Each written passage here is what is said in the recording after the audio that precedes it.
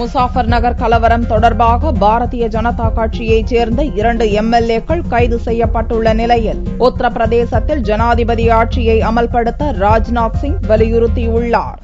முசாஃபர் நகர் மாவட்டத்தில் நடந்த கலவரத்தில் 50 பேர் வரை கொல்லப்பட்டனர். 40,000 பேர் வீடுகளை இழந்து முகாம்களில் தஞ்சமடைந்துள்ளனர். இந்த கலவரம் தொடர்பாக நீதிமன்றத்தின் உத்தரவுப்படி பாரதிய ஜனதா எம்எல்ஏக்கள் சங்கீத் சாம், பாட்டன் சிங், சுரேஷ் ராணா, பாரதிய கிசான் யூனியன் தலைவர்கள் ரகேஷ் திகாயத், நரேஷ் திகாயத், பகுஜன் சமாஜ் கட்சி கதிர் ராஜா, அக்கட்சியின் எம்எல்ஏக்கள் சலீன் ராணா, ஜமீல் அகமது, காங்கிரஸ் முன்னாள் எம்பி சையத் உர்ஜமா உள்பட 16 பேருக்கு கைது வாரண்ட் பிறப்பிக்கப்பட்டுள்ளது.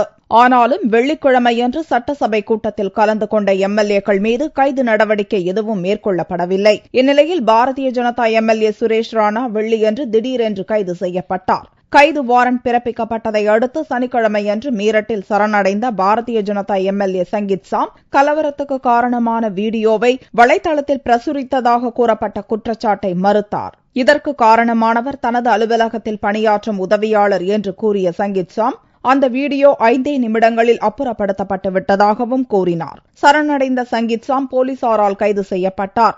மத துவேஷத்தை தூண்டியதாக குற்றம் சாட்டப்பட்டுள்ள மாயாவதியின் பகுஜன் சமாஜ் கட்சியைச் சேர்ந்த சலீம் ராணாவும் சனிக்கிழமையன்று போலீசாரால் கைது செய்யப்பட்டார். இதற்கிடையே சனிக்கிழமையன்று கலவரப் பகுதிகளை நேரில் பார்வையிட சென்ற பாரதிய ஜனதா தலைவர் ராஜ்நாத் சிங்குக்கு அனுமதி மறுக்கப்பட்டதை அடுத்து தனது பயணத்தை ரத்து செய்தார்.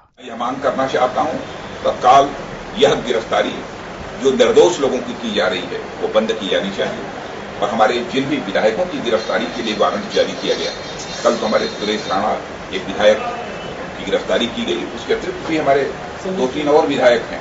ये श्री हुकुम सिंह जी, उनके नामों की पूरी जानकारी आपको देंगे. ये संगीत सोम का नाम है, भारतेंदु का नाम है. ऐसे कुछ विधायक हैं जिनके खिलाफ भी वारंट जारी किया गया.